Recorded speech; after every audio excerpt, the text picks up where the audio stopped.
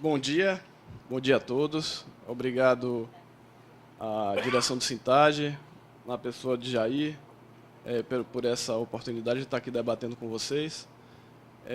Optei até por... Vocês nem se preocupem muito em ver a apresentação, porque eu inicialmente, quando ouvi o convite de Jair, pensei em trazer alguma coisa mais técnica, uma discussão mais acadêmica, mas aí até vendo a programação de vocês, eu notei que tinha que ser realmente, na verdade, um pouco de exposição técnica, mas muito mais debate e discussão frente a essa condição política e jurídica que vocês estão aí hoje se debatendo.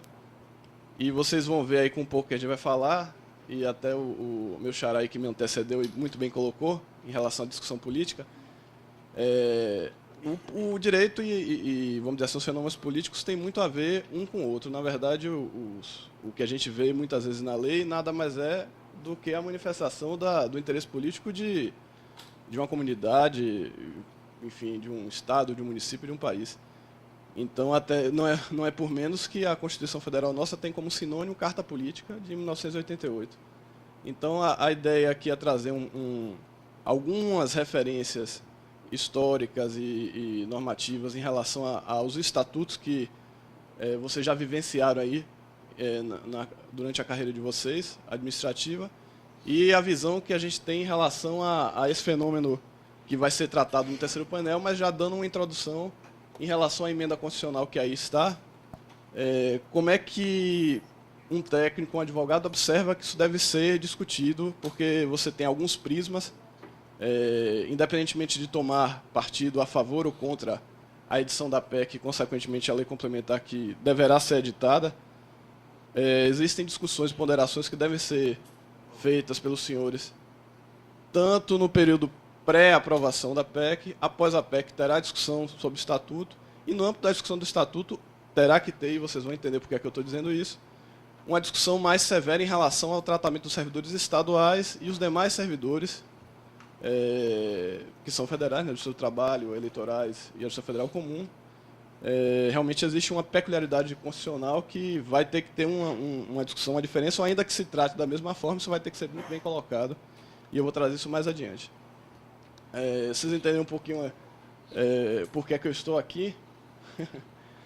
Bem, eu sou advogado por formação, voltado muito para direito empresarial, mas desde o início sempre optei também por estudar um pouco de direito administrativo, milito em algumas ações, convivo, na verdade, com a relação que vocês têm já por um outro prisma, mas a relação que vocês têm com a administração, né, com o patrão, e já vivenciei e vivenciei até hoje diversas discussões, algumas vitoriosas, outras não, com esse patrão que muitas vezes é um pouco complicado, né, da gente lidar. Tem à medida que o vento político muda, às vezes as questões administrativas são interpretadas de forma diferente, isso, ao longo do tempo, traz um desconforto para vocês que vivem o judiciário, né? E isso aí me trouxe um pouco de experiência, e eu quero compartilhar com vocês o que, ao longo aí dessa quase uma década aí de advocacia, eu pude abstrair na condição de advogado. Bem, o estatuto que vocês tinham inicialmente, que é a Lei Estadual 6677, de 94, ele, na verdade, foi editado a partir da edição da Constituição de 88. Então, isso, historicamente, você teve a edição da Constituição e gradualmente, houve as adequações das normas estaduais e municipais. A nossa Constituição foi feita em 1990, e, a partir daí, você teve uma adequação de toda a normativa infraconstitucional estadual. A 6677 não era o ideal para os servidores do judiciário, evidentemente, mas ele trazia e trouxe, diferentemente do estatuto anterior, vários princípios que estavam incluídos na Constituição de 88, principalmente no artigo 37 da Constituição. Então, ou seja, saindo um pouco daquela condição ditatorial que a gente vivia com a Constituição de 67 e toda a legislação daí decorrente. Bem, do ponto de vista dos servidores, você tinha um pouquinho do judiciário, e isso a gente vivenciou até a edição da lei em 2008, havia um pouquinho de dificuldade, porque a 6677 era, por ser um Estatuto de Servidores Públicos Civis, do modo geral, era extremamente ampla. Então, muitas peculiaridades dos servidores do judiciário não eram atendidas, seja do ponto de vista das obrigações funcionais, seja do ponto de vista, até que é onde teve, e eu vou falar um pouquinho mais adiante, onde ocorreram modificações interessantes na parte das disposições disciplinares. Então, realmente, você tinha, desde a nomenclatura até a própria aplicação. Então, você, aqui falando um pouco da questão disciplinar, você falar de comissões processantes, quando, na verdade, no âmbito judiciário, você tinha juízes, corregedores e órgãos plenários. Então, realmente era um pouco complicado, e foi um pouco complicado, de 94 a 2008, a aplicação de muito desses princípios na prática. Do ponto de vista da fixação de normas, de obrigação, ou seja, o que é que o servidor tem que fazer, os princípios, eles na verdade se reproduzem muito, desde a Constituição Federal até a Constituição do Estado e o Estatuto Civil, que é a 6677, você vê que do ponto de vista principiológico as obrigações são mais ou menos as mesmas. As redações modificam relativamente pouco em relação à questão de conduta, de probidade, dever de agir, dever de ofício, e carecia um pouco, vamos dizer assim, das obrigações mais peculiares que vocês, servidores, muitas vezes identificavam em códigos, em normas esparsas. Então, Código de Processo Civil, Código de Processo Penal, sempre essas normas aí que eram afeitas à condução dos processos, muitas vezes traziam a lei de registro público, por exemplo, para serventuários da área extrajudicial, sempre traziam obrigações que assim, deixavam um pouco os servidores atordoados, porque tinham que se referenciar vários dispositivos, várias leis, para saber efetivamente o que é que eles tinham que fazer ou deixar de fazer. Isso realmente era complicado. Isso, com a Lei de Organização Judiciária de 2008, com o princípio da especialidade, melhorou, não resolveu efetivamente, mas sensivelmente você teve inovações visíveis, porque você passou a ter a identificação clara de algumas carreiras, de algumas atividades dos servidores, servidores tanto que estão na base do Sintag quanto da base do Simpojude. Então, isso ficou bem claro. Com isso, você, como ao servidor e à administração só é dado fazer o que a lei determina, então isso facilitou muito, tanto do ponto de vista do servidor na execução dos seus trabalhos, quanto do ponto de vista das autoridades correcionais, autoridades censoras, do ponto de vista da cobrança das atividades do servidor. Isso melhorou sensivelmente. Do ponto de vista da questão disciplinar, que é outro eixo temático também que está na lei, você teve vamos dizer assim, uma ampliação, você teve a inclusão de uma penalidade a mais, que não existia até então, que era a penalidade de censura. Então, isso criou uma gradação um pouco maior, então permitiu que os processos fossem, vamos dizer assim, você teria sempre uma alternativa a mais de sanção, evitando que, pela gradação, o servidor, eventualmente, ao longo de infrações ou da sua vida funcional, incorresse numa penalidade mais drástica, como suspensão ou demissão. Isso, em termos de penalidade final, em termos de procedimento, que aí é a grande inovação, isso trouxe uma certa tranquilidade e até proporcionalmente para nós advogados diminuiu sensivelmente a quantidade de procedimentos administrativos no âmbito das corregedorias, foi a disposição das competências. Então, você ficou muito claro o que é que deveria ser apurado pelo juiz de direito, o que é que deveria ser apurado pelo corregedor, o que é que deveria ser apurado pelo Conselho da Magistratura e o que é que, eventualmente, caberia de recurso ao Pleno do Tribunal de Justiça. Bom, do ponto de vista isso eu falo sucintamente e vou aqui tentar expor também outras matérias bem rápido, porque eu quero, mais adiante, trazer o debate, como eu vi aqui e já presumi aqui na apresentação anterior, que eu acredito que isso aí deva ser mais interessante aqui para vocês aí, por conta do debate da PEC. Essa evolução que vocês tiveram na lei de 2008, evidentemente, ela é importante que a questão da especialidade que ela seja bem revista, bem analisada, porque, eventualmente, numa emenda constitucional que resulte de uma lei complementar, essa lei complementar, por mais que ela seja o estatuto, eventualmente, dos serventuários, dos servidores, no âmbito nacional, ele vai ter que prever todas as especialidades, todas as peculiaridades, desde a estrutura administrativa até as atividades de vocês. Então, evidentemente, tem serventuários no âmbito do Estado praticam atividades que não são existentes no âmbito federal. Então, isso aí vai ter que ser bastante discutido para que, na aplicação efetiva da lei, você não tenha os equívocos, isso redunde em discussões no âmbito do judiciário. A partir as distinções colocadas, nós podemos ver que tanto a 6677 não muito claro, mas a 10.258, isso já ficou mais substancialmente indicado, são leis complementares, apesar de não terem esse nome, são leis complementares estaduais.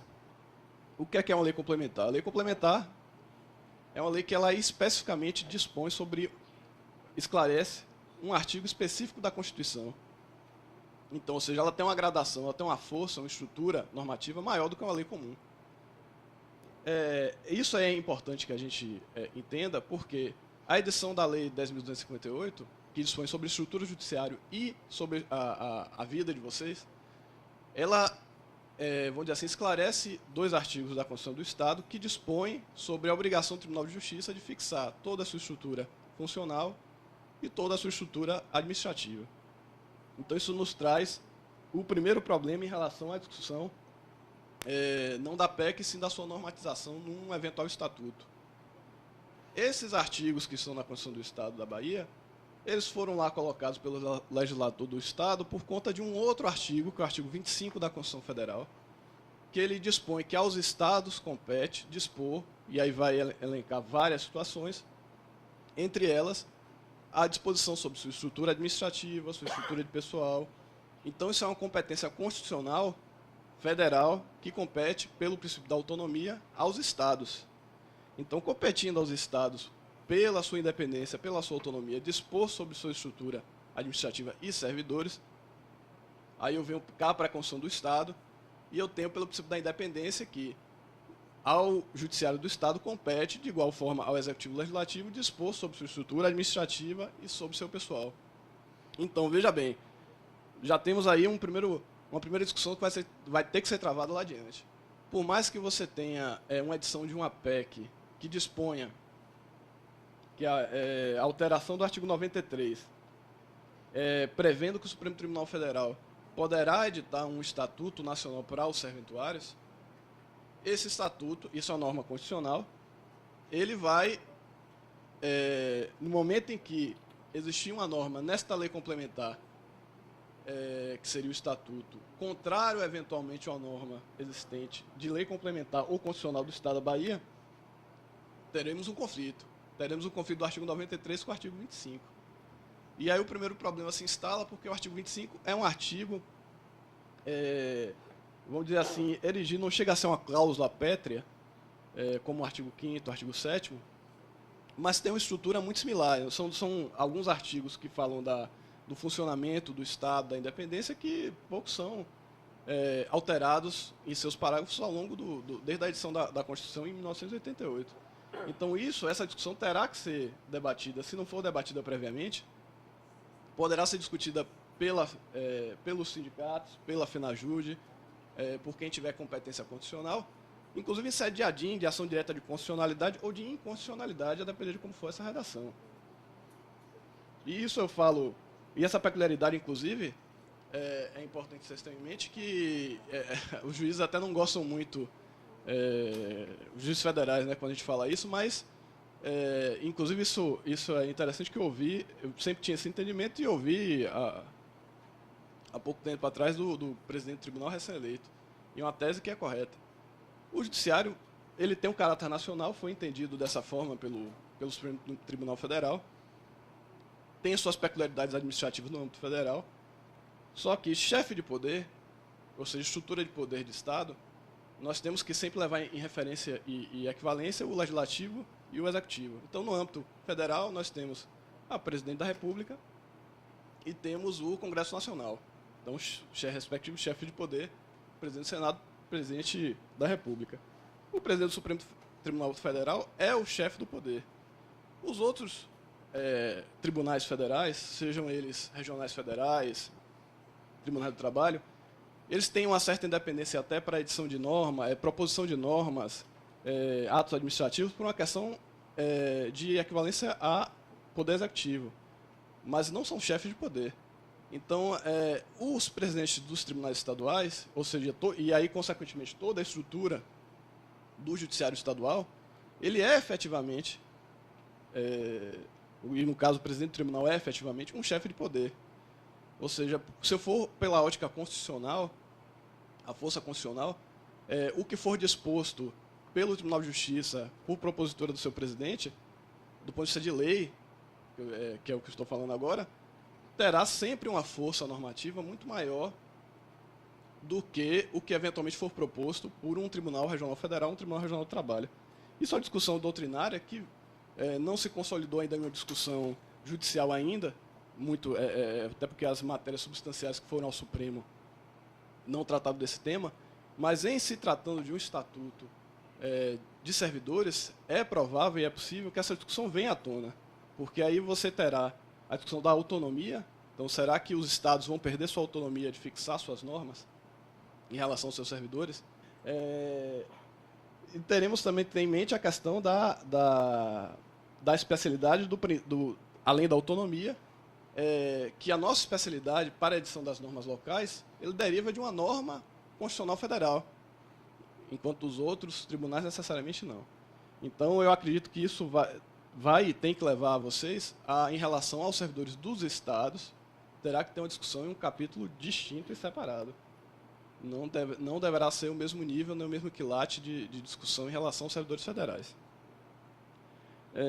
Muito bem. Visto isso, um outro ponto que nós temos que colocar aqui também é que as duas leis, aí eu já vou para uma questão do campo omissivo. Você viu que eu falei basicamente nas duas normas colocadas, só falei basicamente de princípios, ou seja, alguns atos que deveriam ser respeitados por todos os servidores. Aí eu vou colocar aqui como exemplo o princípio da probidade, o princípio da eficiência. Estão todos eles colocados na Constituição Federal e reproduzidos nos estatutos, nesses dois estatutos. E questões disciplinares ou correcionais. Então, isso, para nós advogados, sempre foi uma certa insatisfação ao defender vocês, porque sempre é como se tratassem, basicamente, de dois aspectos exclusivos, ou seja, a vida do servidor da justiça se limitasse apenas a responder procedimentos administrativos e a respeitar princípios lacônicos, não especificamente nem detidamente colocados, ou seja, o servidor tinha princípios, mas não sabia como alcançá-los. Tinha metas, mas não tinha estrutura para poder alcançar.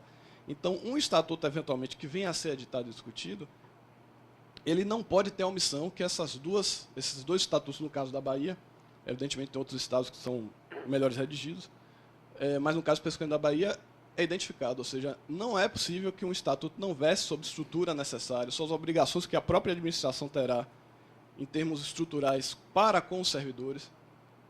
Não há como não se falar sobre a vida do servidor do ponto de vista não só funcional, mas a própria vida pessoal, ou seja, o longo prazo, a previdência do servidor. Então, essas temáticas que sempre foram omissas nos dois estatutos do Estado não podem restar omissas, ou seja, tem que se avaliar a vida do servidor como um todo, ou seja, desde o seu ingresso no serviço público, todas as suas atividades pormenorizadas, todas as necessidades eventualmente colocadas na vida do servidor para alcançar aquela meta principal, parte do pressuposto que a satisfação da justiça, o alcance da justiça, assim como o advogado é essencial à justiça, o serventuário é essencial à justiça. Então, nesse princípio, tem que se entender como foi o Estatuto da Advocacia, bastante explícito, não só em direitos, em relação à estrutura de como o seu órgão de classe, o representativo, poderia agir, mas também do ponto de vista de prerrogativas, extra-atuação profissional, de igual forma deveria e deverá ser o estatuto de vocês no plano federal. Seja por meio de uma edição, de uma imposição de edição de lei complementar no Estado, que é uma coisa possível. Vejam aí o Estatuto das Cidades, para pegar um exemplo normativo, que foi fixado. Existia também um certo conflito, então foi editada uma lei complementar federal, e a partir dela os municípios que tinham competências constitucionais também federais puderam editar normas a partir daí. Então, talvez fosse uma solução legislativa adequada para isso. Mas é uma coisa que vocês vão ter que discutir muito, e eu acredito que, pela natureza e pela importância da matéria, possivelmente isso terá que ser tratado mais adiante em sede de ação constitucional mesmo, ainda que seja meramente para declarar a constitucionalidade disso. Fora essa ponderação em relação à omissão da estrutura, também, pelo menos aí já é uma questão peculiar e particular minha aí do dia a dia, com a edição do... Lógico que para os advogados, o Conselho Nacional de Justiça, principalmente para quem milita na Justiça do Estado, foi muito interessante porque a Justiça do Estado, do ponto de vista administrativo, você não tinha, muitas vezes, a quem recorrer. E a criação de órgão administrativo, não com função de recurso, mas com a função meio que de revisão e de normatização geral, trouxe algo positivo. Mas, com vamos dizer assim, a implementação prática disso, ou seja, ao longo dos anos, e principalmente ao longo das mudanças das cabeças que passaram pelo Conselho, ou seja, com mandatos de 2 anos, isso começou a trazer, e, além disso, a falta de obrigatoriedade legal deles terem, vamos dizer assim, uma coerência nas suas deliberações. Então, ou seja, o Conselho Nacional de Justiça não tem a obrigação normativa de editar jurisprudência porque ele é um órgão administrativo. Então, ele não tem necessariamente que manter o entendimento que ele manteve há 2 anos atrás, numa eventual deliberação de hoje. Então, isso tem ocasionado, ao longo dos estados, das atuações nos estados, eu mesmo que advogo em 3 estados diferentes, realmente você tem incongruências. Muitas vezes, em um determinado estado, há um determinado posicionamento sobre atos administrativos, atos do servidor, que deve ser feito até pelos advogados, em outro estado o entendimento é completamente diferente. Em um estado, muitas vezes é editada uma norma para se administrativa, para pegar uma coisa recente, para o processo judicial eletrônico. Em determinados estados isso está extremamente avançado, em outros estados você está com isso aí a passos extremamente distintos e talvez em 2 a 3 anos venha a ser implantado. Então, também não pode ser omisso uma norma, como são omissas essas normas citadas, não pode ser omissa em relação à unicidade do ponto de vista administrativo na ótica da administração. Ou seja, seria importante que, já que seria editado, a partir de uma emenda dessa, uma lei complementar federal, que ela, de alguma forma, dispusesse sobre os atos do Conselho Nacional de Justiça, de forma que o Conselho Nacional de Justiça pudesse funcionar, se não em grau de recurso administrativo, mas que houvesse uma hierarquia, uma lógica, para que os atos administrativos que fossem eventualmente dispostos, e os senhores sabem que muitas vezes não dispõem sobre magistrados, e sim sobre servidores, que isso tivesse uma lógica, uma razão de ser, uma unicidade. Ou seja, que, eventualmente, um ato, uma deliberação sobre determinada categoria, o tipo de servidor num estado, viesse a ser adotado em outro, e vice-versa, e isso ao longo do tempo, à medida da mudança da composição do Conselho, fosse alterado. Porque aí não há servidores que suportem, nem advogados que se preparem para tanta mudança legislativa. O que eu queria agora só retomar aqui para a gente poder... que minha ideia no início, quando eu retomei, não era fazer nenhuma apresentação acadêmica nem aula. Eu queria realmente trazer para vocês algumas considerações curtas e efetivamente debater com os senhores. A natureza das leis estaduais vigentes, eu quero que os senhores tenham, para que a gente possa discutir, exata noção disso. Elas são leis complementares de natureza, apesar de não ter o nome, leis complementares estaduais, ou seja, elas estão, na verdade, esclarecendo, complementando, explicitando 2 artigos da Constituição do Estado da Bahia, ou seja, não são leis comuns, inclusive a sua forma de aprovação, o seu rito, sua forma de votação na Assembleia Legislativa é distinta pelo regimento, é votado em 2 turnos, primeira peculiaridade. E, por sua vez, os artigos que estão na Constituição do Estado da Bahia foram lá colocados por determinação do legislador federal constitucional. Ou seja, para efeito normativo, a Constituição do Estado da Bahia é como se fosse extensão da Constituição Federal e terá mesmo quilate, mesma força desta alteração via emenda regimental aqui, que ora se discute que é o artigo 93A da Constituição Federal. Então, como é que isso vai ser tratado? Então, ou seja, isso aí vai ter que ser discutido, seja em capítulo distinto, seja por uma via normativa, legislativa específica, com participação, e especialmente dos presidentes dos tribunais estaduais, para que isso não se traga nenhum tipo de discussão e, eventualmente, uma norma aí fixada venha a ser suspensa por uma ação constitucional, arguição de preceito, descumprimento de preceito fundamental, são as duas vias que nós temos, direta e indireta, e todos já bem conviveram com o judiciário para saber como muitas vezes são morosas as discussões do Supremo Tribunal Federal, né? Em relação ao conflito da norma federal, existe uma outra peculiaridade que não é tão gritante quanto essa primeira, mas é uma coisa que vai ter que ser levada em consideração também. Os tribunais estaduais, não federais, eles têm a prerrogativa de propor leis federais que disponham sobre sua estrutura de servidores e sua estrutura administrativa. Essa prerrogativa ela é prevista e advém de um princípio. Na verdade, todo o poder ele tem sempre pelo princípio da tripartição dos poderes, ele tem suas características próprias, mas ele tem sempre um pouco da característica do outro. Então, o executivo delibera, determina, executa, mas ele sempre normatiza um pouco, sempre julga um pouco. O judiciário, de igual forma, ele determina, ele decide, ele interpreta a norma, mas ele edita um pouco de normas e administra um pouco. Então, por conta deste princípio, este sim é princípio pétreo, que é a tripartição, você traz para o chefe administrativo daquele órgão, que no caso é o Tribunal Regional Federal, ou um Tribunal Regional do Trabalho, ou um Tribunal Regional Eleitoral, a prerrogativa de dispor sobre sua estrutura. Muito bem. Como é que isso vai ser colocado? Ainda que seja previsto numa lei complementar federal, a emenda constitucional, ela não pode, ainda que seja emenda, ela nunca pode desconstituir uma cláusula pétrea ou um princípio. Então, nós já vamos ter um segundo problema, que pelo menos está só no âmbito federal, mas ainda assim será um problema. Você terá um princípio da tripartição por via oblíqua, que estaria sendo violado caso o presidente de outro tribunal disponha que vai ser assim ou vai ser assado a gestão dos tribunais federais e dos seus servidores.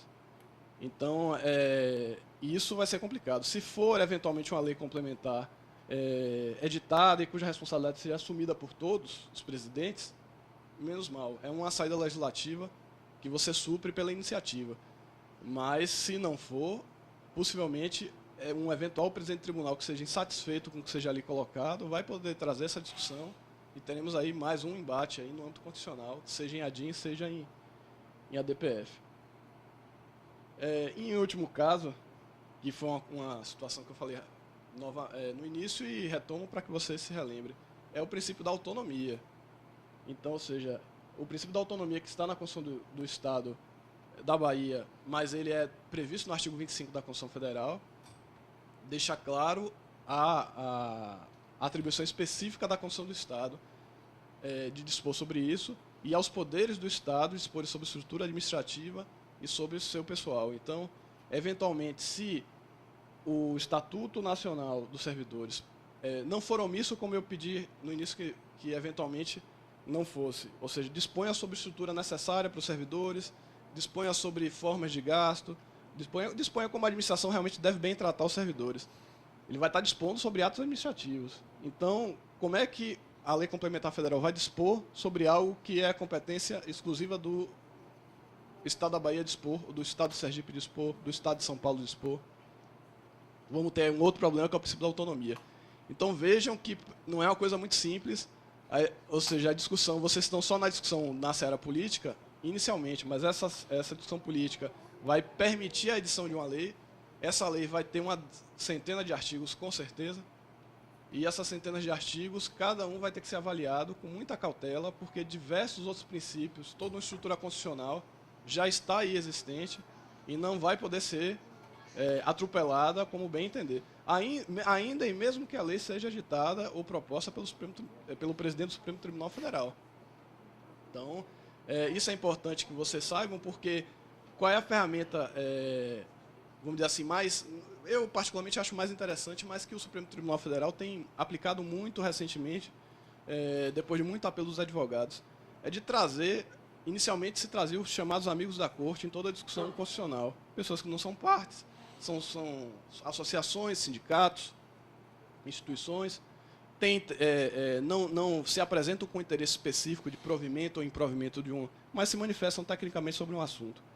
A partir daí, o Tribunal Constitucional, a exemplo do Tribunal da França e o Tribunal da Alemanha, começou a trazer as discussões que tem um pouco legislativo, as audiências públicas, os debates, e trazer isso, já que essas ações constitucionais não permitem produção de prova, a trazer pelo menos o debate da sociedade como um elemento de manifestação de interesse para que o aplicador do direito pudesse aí avaliar.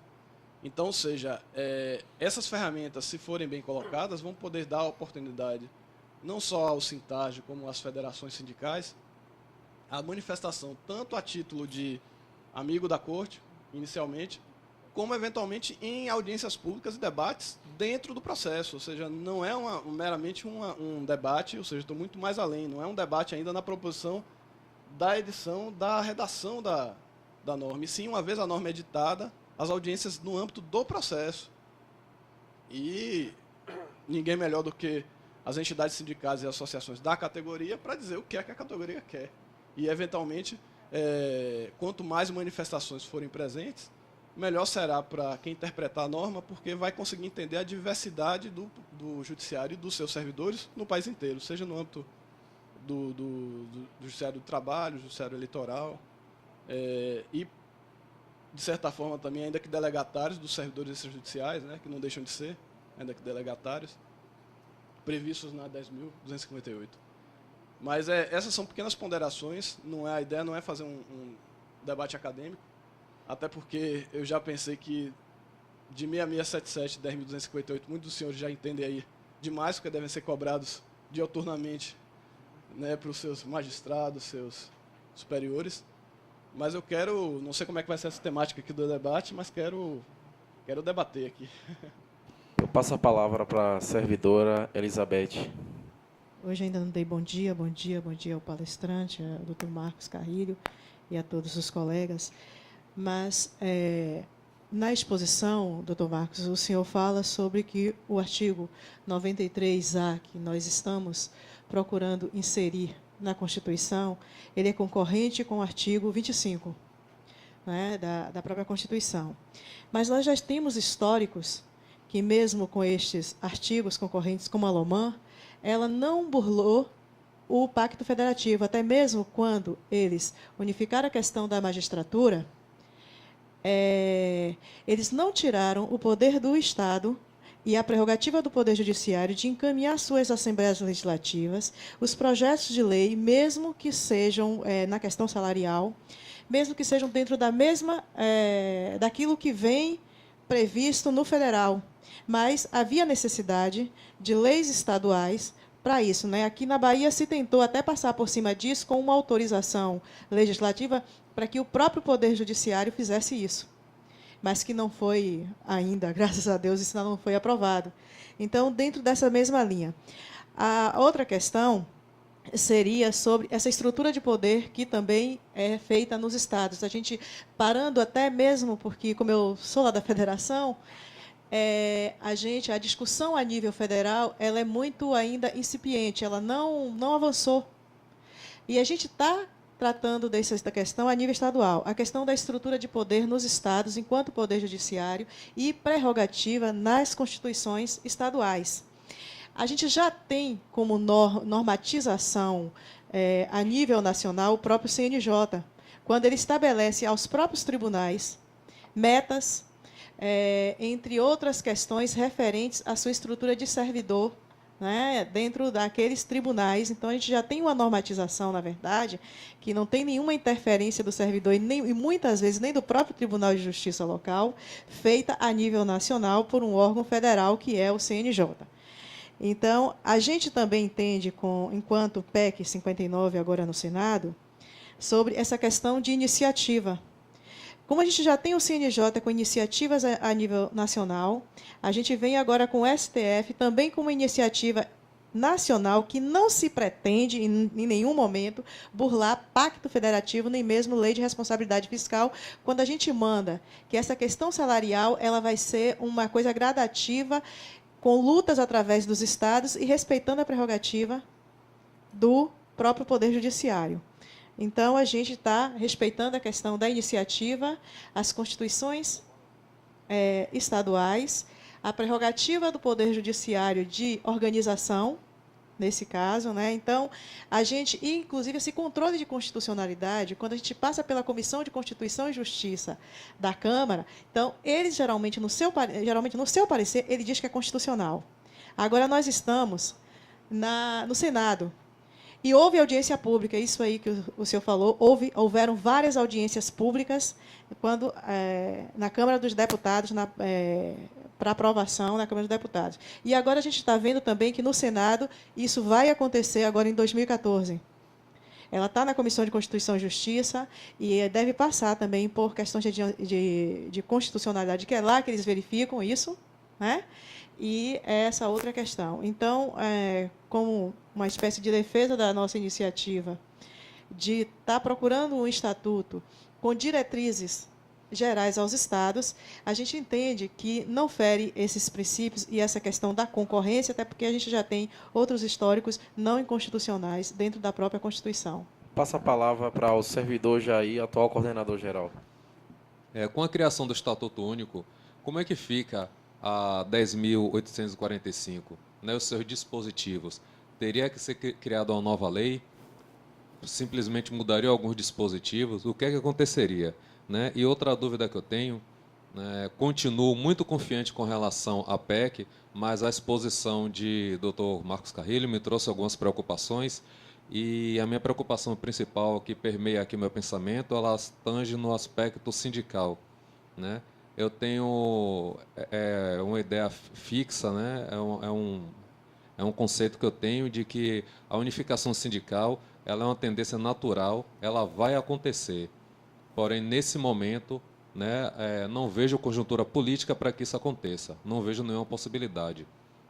Com a criação do Estatuto Único, essa normatização ela viria como regra, uma coisa imposta, ou respeitaria a nossa conjuntura política, o nosso pensamento, né, e deixar que isso aconteça de uma forma natural, ou poderia vir algum dispositivo, né, ou até nas próprias entrelinhas, que nos obrigasse a estabelecer de pronto essa unicidade sindical? Com a palavra o servidor Wagner. Agradecer primeiro ao sindicato, Sintag, por ter promovido esse debate. É realmente de muito valor para a gente ser esclarecido sobre esses temas. E eu sou da comarca de Porto Seguro, né? Espero que sejam feitas mais vezes e, quem sabe, próximo ano, lá na Terra Mata, né, do Brasil. A minha dúvida com relação seguindo um pouco a ideia do colega coordenador Jair, que eu também sou um pouco leigo nesse quesito de direito, né? Também tudo que eu sei hoje é vivência. Com relação ao Estatuto Único, se ele for aprovado na Câmara, no Senado, sancionado pelo presidente, se depois também ele vai ter que ser debatido em cada unidade federativa, em cada estado por suas assembleias legislativas e também seus respectivos governadores. E, por fim, a outra dúvida também é com relação ao seguinte: se depois que esse estatuto ele for aprovado pelo Senado, etc., presidente, sancionado, se também cada estado ele vai ter que desenvolver uma lei estadual, assim como acontece com algumas leis, né, como a Lei dos Juizados Especiais, que tem a 9.099, e tem a lei estadual que rege também. Com a palavra, nossa servidora aposentada, Ana Lúcia Nanucha. Oi, gente, bom dia a todos. E cumprimentando aí o mestre Marcos Carrilho. Durante a sua explanação, eu vim aqui e conversava aqui com o meu colega Rudival, pensando que soluções nós teríamos para essa caminhada do AIPOC ao Chuí. Porque o que eu estou entendendo é que, realmente, quando se mexe na norma constitucional, isso tem um reflexo em cada estado. Eu gostaria que Vossa Senhoria trouxesse assim, sugestões mais amplas de como fazermos esse percurso nesse sentido. A colocação do Jair também quanto à questão, nesse estatuto, havia alguma determinação imediata sobre a questão da unicidade sindical, né? Se isso é possível, se isso é um assunto que nós devemos também correr atrás para tentar aprimorar o que for melhor para o judiciário, para os servidores, dessa luta sindical nossa. Para finalizar esse ciclo das 5 perguntas, eu passo a palavra para meu antecessor aqui na pasta do jurídico, o servidor Augusto Conceição. Saudar aí a mesa e o Sintagem por mais esse evento grandioso e o nosso doutor Marcos aí. E, na verdade, eu estou contemplado com a explanação e explicação da Elizabeth. Mas eu tenho assistido a alguns debates no Supremo e o Marco Aurélio, ele é defensor do artigo 25, e da não interferência da federação na vida dos estados. E ele tem sido vencido. A questão do controle da Controladoria da União, que determinou que fosse editados e publicados balancetes e tal. E aí os estados, alguns estados, não quiseram cumprir, achando que era uma invasão, porque era competência dos estados a emitir normas. Então, naquele momento, o Supremo entendeu que não havia choque, nem havia intromissão na vida. O que estava acontecendo era um pacto federativo, onde os estados não poderiam se colocar acima das novas perspectivas e exigências da sociedade cidadã. E que a Constituição de 88, naquele momento, previu o que estava no presente. Então, assim, essa discussão já está sendo travada assim, em diversas etapas. Agora, quando tange a questão financeira, de intervir na questão financeira da vida do Estado, aí sim o artigo 25 o Supremo tem garantido. A União não pode se avorar a invadir na vida administrativa financeira do Estado. Mas essa administrativa, se for para o bem da República, e aí todos têm chamado isso para a República, a questão etimológica da República. Que eu não posso, como coronel, entendeu, ficar fazendo leis no meu Estado, ferindo o princípio da República, que é o princípio da Constituição Cidadã. Atender a todos. Então, passo a palavra para o doutor Marcos, para finalizar essa parte dos ciclos de debate e atendendo aos questionamentos de cada um que foram colocados aqui agora. Vou tentar responder aqui na verdade, 5 questões. Cada uma derivou aqui para vários temas. Vou tentar aqui, alguns se repetiram, tentar responder aqui sistematicamente. Primeiro começar pela Elizabeth. Na verdade, o que é que eu tentei colocar, até porque entendi que minha posição mais era de trazer um debate técnico e de abrir o horizonte de vocês para diversas possibilidades. Em si, a edição da emenda constitucional, até porque ela é uma emenda bastante sucinta, entendendo que nossa Constituição já é bastante específica em diversos outros pontos, então ela só foi enunciativa. Ela em si, a discussão dela apenas, a própria edição dela não traria essa discussão toda que eu estou trazendo. Eu estou indo num passo além. Você vê que eu falei aqui muito da edição do Estatuto, A emenda propriamente dita, ela não é o Estatuto. Então, ela apenas autoriza a edição do Estatuto. Então, com a vinda, a discussão do Estatuto, aí nós estamos falando da Lei Complementar Federal, esta edição, que é um passo depois, é que vai trazer essa discussão toda que eu estou colocando. Porque os aspectos como eu falei, do artigo 25, realmente a questão do princípio da autonomia e da independência, tanto o princípio do ponto de vista dos poderes, quanto do ponto de vista dos entes federativos, é uma discussão que, até porque os artigos não são tão específicos, são muito enunciativos, ela deriva muito de ação para ação, e a depender da composição do Supremo e da composição histórica que o Supremo, no momento histórico que o Supremo estiver julgando aquilo, ele pode tomar uma posição diferente. Então, nunca se pensou anos atrás se mexer no sistema previdenciário. Em cláusula pétrea, você colocar alguém que não deveria contribuir e passar a contribuir. E o Supremo fez isso. Então, a posição do Supremo, no futuro, é muito complicado a gente prever. Do ponto de vista do direito, do fenômeno que o direito que há a possibilidade da discussão, como bem você colocou, Antônio, que realmente o ministro Marco Aurélio, ele normalmente ele é sempre voto vencido lá, porque ele tem umas posições não erradas, porque o direito não tem isso, mas mais paradigmáticas em alguns pontos, mais avançadas em outros. Realmente ele tem discutido muito os princípios colocados até o artigo 30 e poucos da Constituição, até o 37 da Constituição. Esses princípios ele sempre tem trazido à tona.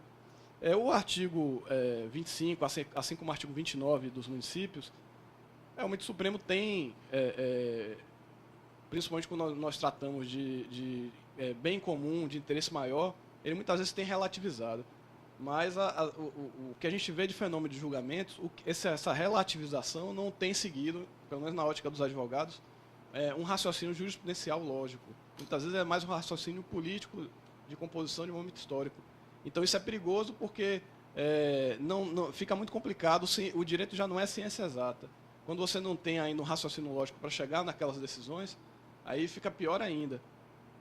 Aí nós temos que partir do pressuposto de que o princípio da autonomia está aí, e na edição de um eventual estatuto, nós temos que pensar, e vocês, enquanto categoria, discutir a melhor forma de evitar a violação desse princípio, ou seja, compatibilizar, que a da Constituição é essa, editar novas normas e, a partir delas, novas normas complementares, que é o caso, e que essas normas sejam compatíveis com o sistema constitucional vigente, e não que vulnerem.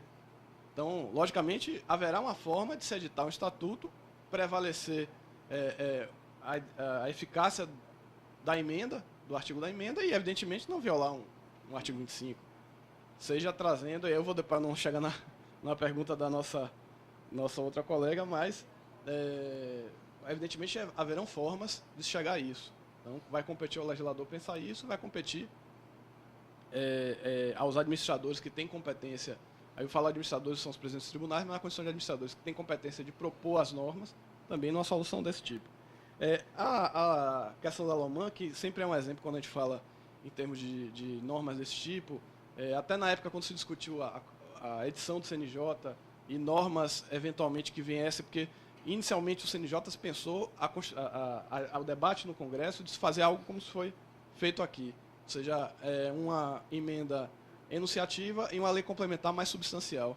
No final, os debates foram tão grandes que acabou o Congresso optando por uma emenda realmente bem mais específica, dispondo sobre estrutura e sobre atos e competências para evitar essa discussão. Mas sempre quando se discutiu em normatização complementar, se trouxe sempre o exemplo da LOMAN, que é uma lei de 79, ou seja, anterior à própria Constituição de 88.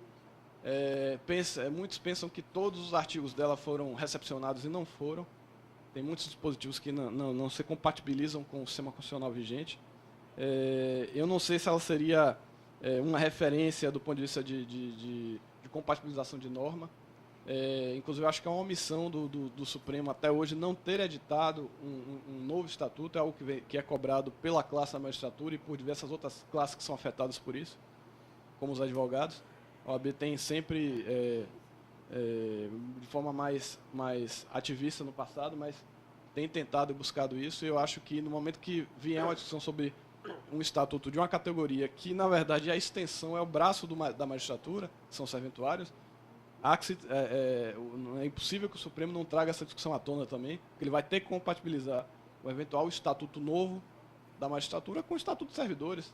Então não vai poder haver uma obrigação lá para o serventuário que não advenha de uma correspondência na magistratura, do ponto de vista da execução dos atos judiciais. Então aí quem for da área contábil e financeira, princípio da contrapartida. Isso aí vai ter que ocorrer. Não são carreiras, essencialmente porque são carreiras vinculadas do ponto de vista funcional, né? Eu acredito que um exemplo que é interessante, que aí, de certa forma, até responde um pouco a pergunta de como resolver a questão dos conflitos. Recentemente, não digo a partir de 88, mas depois de 88, mais ou menos uns 8 a 10 anos, em que o Congresso começou realmente a produzir de forma mais substancial leis complementares, esclarecendo aspectos que a Constituição já previa há muito tempo que deveriam ser dispostos. E aí vem o Estatuto das Cidades, toda a legislação ambiental, A área ambiental é muito interessante porque é uma área que são competências completamente concorrentes, ou seja, é uma área que tanto o município, Estado e União podem legislar, dispor de forma clara. Isso era uma confusão tremenda que só veio a ser regulamentada, eu acho, com a Lei Complementar 114, extremamente recente. Então, exemplos desse tipo, ou seja, de áreas completamente distintas, que não dizem respeito aos senhores, mas seria um bom exemplo de produção legislativa, porque são normas que regulamentam o texto constitucional, que criam obrigações para os entes da federação, mas também se compatibilizam, ou seja, porque reservam um pedaço de capacidade normativa para o ente da federação, ou seja, você tem cumprimento de ambas as partes, dispõe, como no caso da Lei Complementar 114, antigamente você tinha,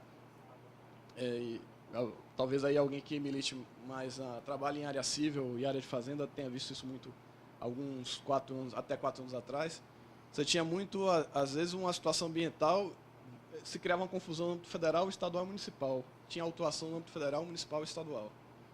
E essas confusões se perpetuavam e geravam, às vezes, processos nas 3 instâncias. A Lei Complementar 114, que é essa que eu trouxe como exemplo, ela não tirou competência de ninguém. Ela apenas criou algumas pequenas referências, ou seja, até qual limite seria de cada ente, previu que se um ente não agisse, o outro poderia agir, enfim, foi criando soluções. Esse tipo de solução que vem com muito debate, e aí não um debate só do Congresso, porque o parlamentar, por mais que a assessoria técnica tenha, em tese, até do ponto de vista constitucional, ele está apto politicamente a debater e a normatizar. Mas, tecnicamente, quem vai dizer como é a sociedade, como é que vai ser afetado, como é que tem que se dispor. Então, essa fixação aí de padrões vai se trazer em audiências públicas, em outro tipo de referência, em que se colete informações da sociedade de modo geral. Isso aí é um debate que vocês vão ter que participar muito após a edição dessa emenda constitucional, ou seja, quando estivermos no âmbito da discussão da lei complementar. Do ponto de vista da estrutura de poder, e acho que eu falei um pouco da questão da iniciativa também, falar um pouco só, vou ultrapassar alguns tempos, falar da questão salarial, que é um tema interessante, eu acho que afeta vocês. Não interessa pouco, mas eu acho que para a felicidade dos senhores, eu acho que é um dos temas que será, acho que mais fácil resolução, porque existem outros dispositivos na Constituição Federal que já prevêem, tanto quando fixam teto e subteto, né, teto remuneratório federal, nacional, na verdade, né, e subtetos nos estados, de certa forma, que é uma outra norma constitucional, ou seja, que eu não estou falando aqui de autonomia, ele está compatibilizado, ou seja, cada ente vai poder contribuir, dispor, vai poder fixar subtetos, ou o que seja, mas por conta desses dispositivos, obviamente, se houver, pelo princípio da especialidade, uma norma que fale dos serventuários da Justiça, logicamente ela vai poder fixar um teto, ou um subteto, ou um piso, não haverá problema nenhum, já que a própria Constituição já fixa isso e outorga isso aos entes. A discussão apenas se haverá depois uma necessidade de, uma vez fixado um teto e um piso, de haver um subteto e um subpiso, se for o caso, né? Um ultrapiso. Vamos ver isso aí, mas é uma discussão mais a posteriori. Mas eu acredito que a questão salarial não vai ser um problema. Inclusive, a gente tem essa questão mesmo do teto remuneratório em relação à chefia de poder, em relação no âmbito nacional, ao membro da magistratura nacional, já está pacificado. Mas sempre havia discussão um pouco em relação à chefia de poder, ou seja, o servidor do judiciário só pode ganhar o teto do judiciário, do executivo só pode do executivo.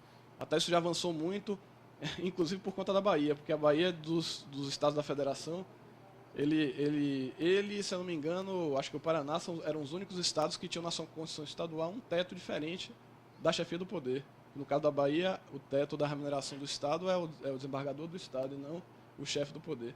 Isso trouxe uma discussão tremenda no Supremo. Então, essa matéria em relação a teto salarial e piso está amplamente debatida. Em relação aqui, ainda para finalizar aqui a primeira, e que eu vou retomar também alguns pontos, que são questionamentos dos demais, a análise da questão da constitucionalidade nas comissões, eu também, não tanto tempo quanto o meu xará ali que me antecedeu, mas também fui funcionário do Congresso um bom tempo.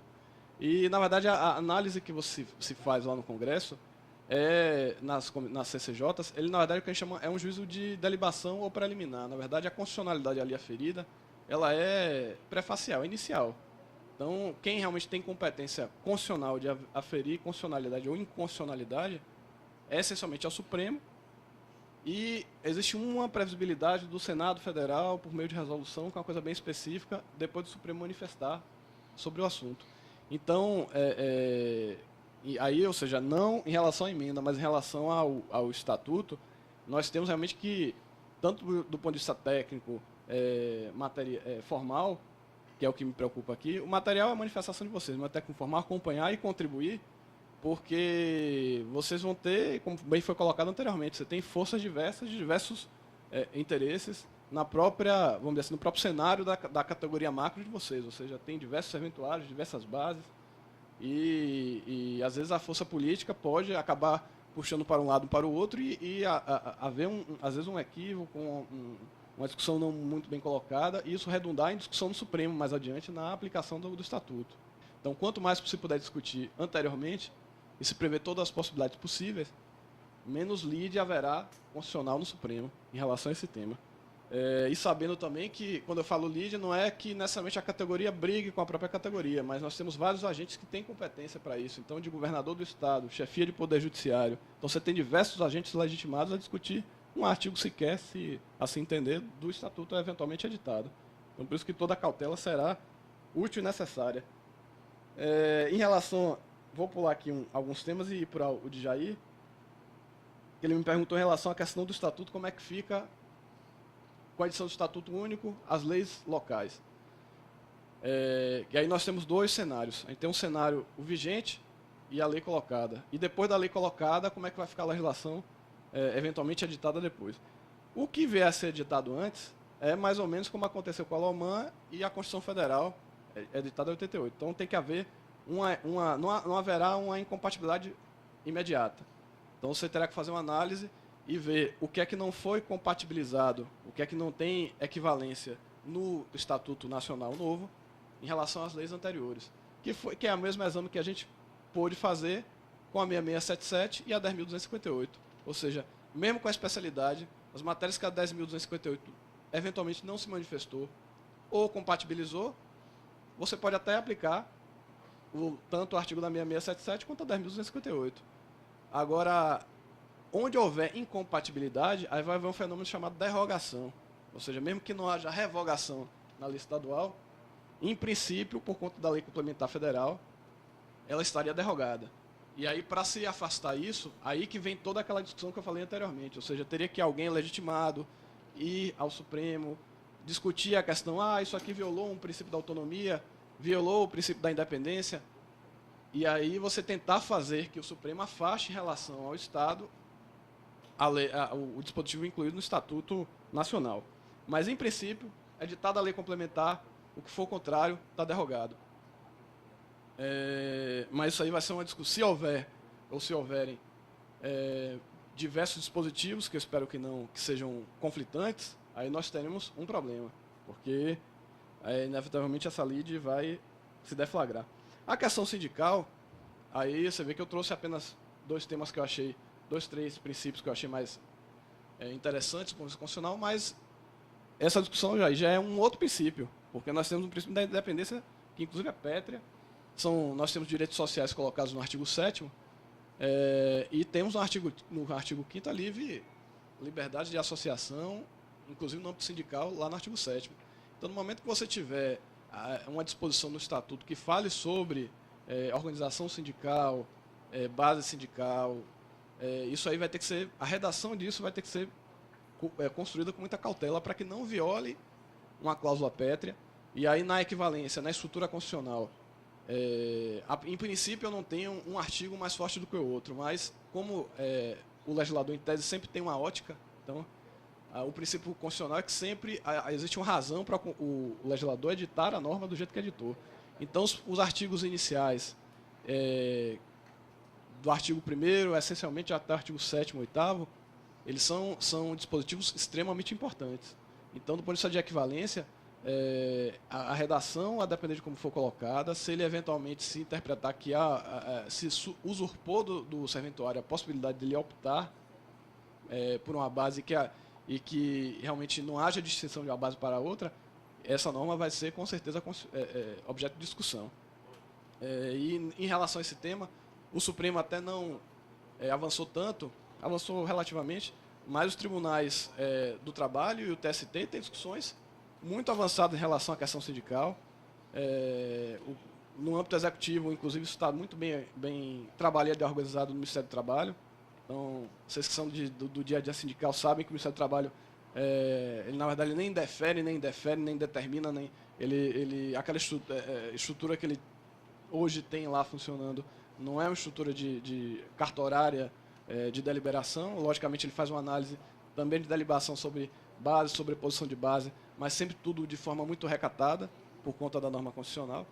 Então, eu acredito que esse tema em relação à base era até adequado. Eu não sei como é que está essa discussão no âmbito político, mas até adequado que fosse uma matéria nem muito tratada no Estatuto dos Servidores, dada o posicionamento que o TST tem tomado em relação a isso. Eu vou passar aqui a questão do nosso colega lá de Porto Seguro, que ele perguntou em relação ao Estatuto Único, se haveria uma necessidade, né, de edição de normas locais. A gente vai retomar um pouquinho o que eu falei um pouco antes em relação à questão da autonomia. É lógico que tem uma forma, né? A gente vai ter que ter uma saída para evitar violar algum princípio, algum preceito constitucional. A rigor, a lei complementar não precisa passar de casa legislativa em casa legislativa. Uma vez ela aprovada no Congresso Nacional, até porque ela conta com uma estrutura regimental de aprovação diferenciada por ser lei complementar, e o Congresso conta com representantes de todos os estados. Então não haverá necessidade, em princípio, disso. Mas pode ser que se faça necessário, para evitar uma discussão sobre autonomia, que você tenha leis locais. E aí a gente pode pegando como exemplo também aqui, pegar o Estatuto das Cidades, que eu falei anteriormente, que é um bom exemplo também de solução legislativa, em que você teve uma lei complementar federal dispondo e solicitando, determinando, de certa forma, que os entes municipais que tinham competência editassem normas subsequentes. Então, se deu toda a abertura para o ente da federação editar sua lei própria e se fixou alguns princípios que ele não poderia ultrapassar. Isso pode ser uma alternativa, uma solução, e que também me parece, do ponto de vista como eu falei, da peculiaridade dos servidores do Estado, como nós estamos falando, que os únicos que são chefes de poder no âmbito judiciário é o presidente do Supremo e o presidente dos tribunais de justiça estaduais. Então, seria talvez adequado para os servidores do Estado que houvesse uma lei local que não infringisse a lei complementar federal.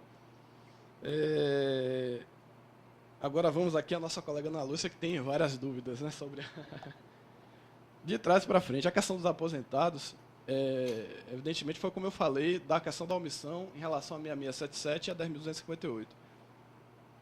A 6677 até não poderia ser uma lei específica, pela natureza genérica e a diversidade de bases que ela tinha que atender.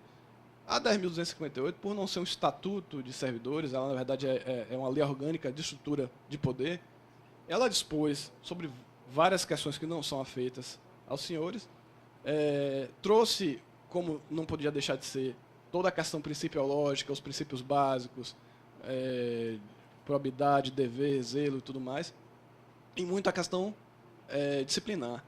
E o dia a dia, às vezes a estrutura, por exemplo, se falou muito da estrutura do judiciário, que o judiciário deveria ter para atender, por exemplo, a atividade judicante, mas não se fala muito, ou não se faz muita conexão do que essa estrutura tem que ser proporcionada ao servidor para que o servidor faça a atividade complementar à atividade judicante. Então, esse eixo de omissões, ele também redunda a questão do servidor, do dia a dia do servidor e até a saída do servidor. E que é uma coisa que terá que ser tratada, eu acredito, de alguma forma, porque com a reforma da Previdência, algumas matérias foram incluídas e alteradas. Logicamente, nós perdemos a questão da paridade, então os senhores ainda têm alguns, por uma questão apenas de norma transitória, mas os afortunados que hoje entrarem no Poder Judiciário como servidores não terão. E você tem outros princípios do ponto de vista previdenciário que foram relativizados. Para equilibrar isso, foi criada ou solicitada a instituição de regimes próprios de servidores públicos do âmbito previdenciário. O Estado da Bahia está até tentando avançar, pelo que eu soube na edição, já está até com estudo atuarial nesse sentido. O município de Salvador, que é onde eu atuo, já avançou bastante nesse sentido também, em relação à construção de um fundo próprio, para atender a legislação complementar federal nesse ponto. Então, pelo princípio da especialidade, não há como você, por exemplo, discutir fundo de previdência de servidores, a questão da seguridade social como um todo, no que afete aos servidores cá, que é como se pretende, não é só a questão previdenciária, é previdenciária e seguridade, se não haverá como se isso não estiver no estatuto. O ponto de vista da hierarquia seria a lei adequada em que estivesse esse tema. Até para que isso pudesse nortear de alguma forma os servidores. Então, por exemplo, os oficiais de justiça, para a gente ter um exemplo prático, são servidores que têm uma atividade diferenciada, são servidores que estão expostos a uma situação maior de risco, servidores que estão na rua, assim como os avaliadores também já se estiveram em alguns momentos. Então, há um desgaste físico, então não é possível que você tenha a mesma avaliação previdenciária, até para efeito de composição de renda para aposentadoria, que um serventuário que trabalha em cartório. Então, essas questões todas, que são bem peculiares das categorias, têm que ser discutidas. A determinação em relação à questão dos conflitos, eu dei alguns exemplos aqui, mas é o que eu falei, direito não é ciência exata, muito pelo contrário. Então, a questão das possibilidades dos cenários, eles só vão, na verdade, aparecer à medida que houverem as discussões.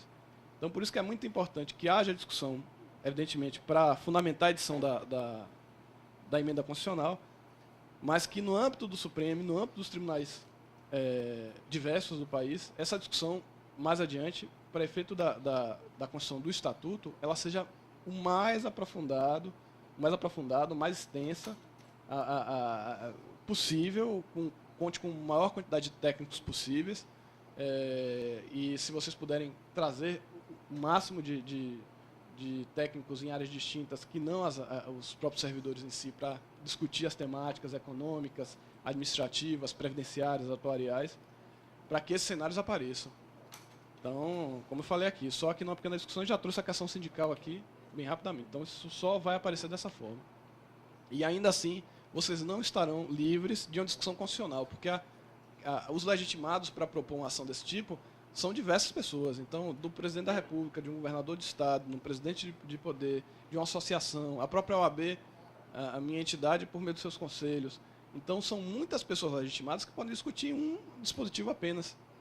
Então, ou seja, isso também recomenda que os senhores, pelas entidades, tragam também essa discussão para a mesa das demais entidades, ou seja, no que for interessante ou pertinente ao OAB, trazer a MB, a MAB, no caso da Bahia, ou seja, um máximo de entidades que sejam correlacionadas, porque a magistratura, além de ser nacional, ela depende de diversos atores. Então, o juiz não faz a justiça sozinho, o servidor não faz a justiça sozinho, o promotor não faz a justiça sozinho. Então, se você não trouxer todos esses agentes, não vai ser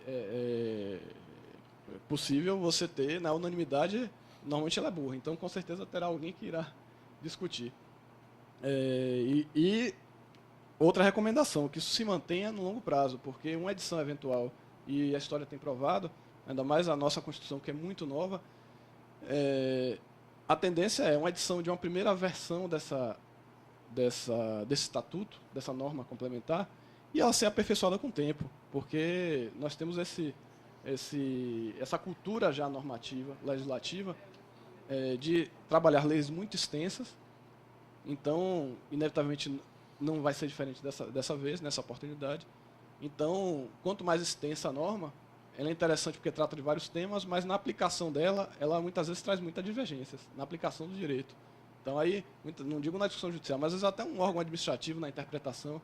Então, ou seja, ela possivelmente vai ser aperfeiçoada com o tempo. Então, isso é um debate, ou seja, é uma luta que não se encerrará com a edição do próprio estatuto. Então, é uma coisa que vocês terão sempre que estar discutindo, trazendo o tema e avançando. Por fim, eu queria... Augusto me falou da questão do artigo 25, e eu falei um pouco antes, mas eu queria só falar de um tema que, na verdade, foi o que fundamentou um pouco a divergência do ministro Marco Aurélio em algumas temáticas. Na questão financeira, na verdade, o que eles só pesaram muito e só pesam é um outro princípio que está edificado na Lei Complementar 101. Lei Complementar 101 é a lei que fala da responsabilidade fiscal. Por conta desses princípios, já estão mais adiante lá nos dispositivos que tratam de ações do Poder Executivo, que se relacionam com os outros poderes, e que falam de orçamento. Então, nesses dispositivos aí que foram edificados a partir desses artigos que estão na Lei Complementar 101, evidentemente eles trazem, em resumo, a probidade fiscal, a responsabilidade, e muitas vezes o Supremo realmente relativiza outros princípios em benefício da questão da gestão e da segurança financeira. Neste caso aqui, eu acredito que uma temática que possa tergiversar em relação a isso seria quando a gente se discutisse em relação à estrutura administrativa do judiciário, ou necessária para o judiciário permitir que os servidores exerçam suas atividades. Talvez aí, e aí eu falo isso não porque a gente pode ter um conflito, porque o legislador federal estaria determinando que o ente estadual executasse algo, mas eu já digo isso porque nós estaríamos tratando de uma lei feita por magistrados que não são administradores. Então, logicamente, por mais técnicos que tenham, a gente tem que entender sempre as qualidades e as dificuldades que tem cada um dos poderes. Então, pode ser que, e isso falo porque vejo na prática, o próprio CNJ recentemente editando várias normas e tentando dispor sobre assuntos administrativos por deficiência e dificuldade dos próprios tribunais, que apenas após a Constituição de 88, que adquiriram efetivamente a independência administrativa, que não tinham antes, começaram a se debater e a se deparar com a dificuldade de ser gestor. Então, talvez nesse aspecto aí a gente tenha alguma discussão, e aí isso vai ter que ser tratado, visto na forma, a depender de como for a sugestão e como estiver isso na redação do Estatuto da Lei Complementar que vier a ser proposta. Antes de passar a palavra para o mestre de cerimônia, o Sintag, em nome de todos os filiados, né, está passando aqui essa mensagem, né, de agradecimento, o certificado também, por estar participando desse evento tão grandioso. E assim nós vamos encerrar aqui a mesa e vamos registrar aqui, né, nossa...